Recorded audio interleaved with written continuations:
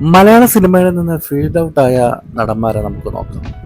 അതിലാദ്യമായിട്ട് പ്രേംകുമാർ ഒരു കാലത്ത് നായകനായിട്ടും അതുപോലെ തന്നെ മറ്റ് കോമഡി വേഷങ്ങളൊക്കെ ഒരുപാട് ചെയ്തിട്ടുള്ള നടനാണ്. രാജസേനൻ്റെ ചിത്രങ്ങളിൽ നല്ല വേഷങ്ങൾ ചെയ്തിട്ടുള്ള നടനാണ് പ്രേംകുമാർ. അദ്ദേഹം ഇപ്പോൾ അധികം ചിത്രങ്ങളിൽ വരുന്നില്ല. നടി മഞ്ജു വാര്യരുടെ വരെ നായകനായി അഭിനയിച്ചിട്ടുള്ള കൃഷ്ണ, വിജയുടെ പടത്തിൽ സെക്കൻഡ് നായകനായിരുന്ന കൃഷ്ണ ഇപ്പോൾ ഫീൽഡൗട്ടായ അവസ്ഥയാണ്. നെൽസൺ വോഡഫോൺ കോമഡി സ്റ്റാർസിലൂടെയാണ് ഇദ്ദേഹം വരുന്നത്.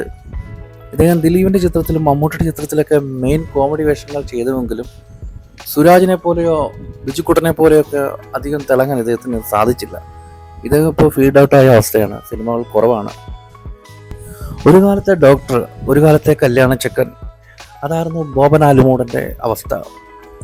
മികച്ച ഒരു ചിത്രത്തിലൂടെ അദ്ദേഹം വന്നുവെങ്കിലും അധികം റോളുകൾ, അധികം കഥാപാത്രങ്ങൾ, അധികം സിനിമകളൊന്നും അദ്ദേഹത്തിന് ലഭിച്ചില്ല. ഇപ്പോഴും ഡോക്ടറായിട്ട് ഉള്ള വേഷങ്ങളൊക്കെയാണ് കിട്ടുന്നത്.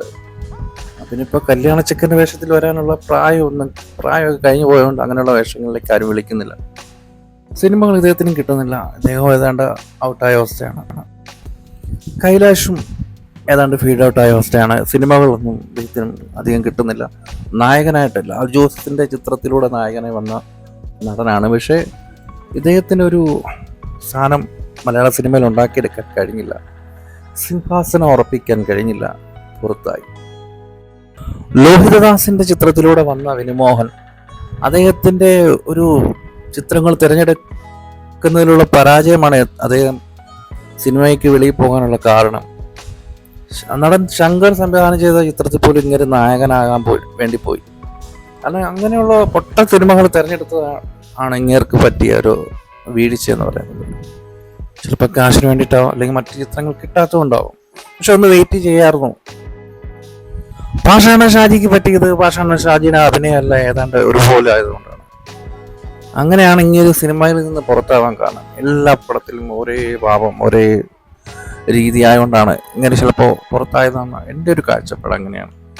ഇദ്ദേഹത്തിൻ്റെ ഏത് സിനിമയിൽ ഇദ്ദേഹം ഏതാണ്ട് ഒരുപോലെ തന്നെയാണ് അഭിനയിക്കുന്നത്.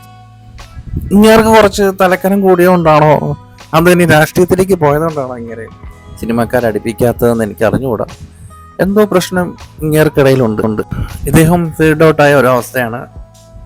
മികച്ച കോമഡിയനാണ് എന്നൊക്കെ പറയാൻ മാത്രം ഒന്നും ഇല്ലെങ്കിലും ഒരുപാട് ചിരിപ്പിച്ചിട്ടുള്ളൊരു നടൻ തന്നെയാണ്. അദ്ദേഹം തിരിച്ചു വരട്ടെ എന്നാണ് എൻ്റെ ഒരു ആഗ്രഹം.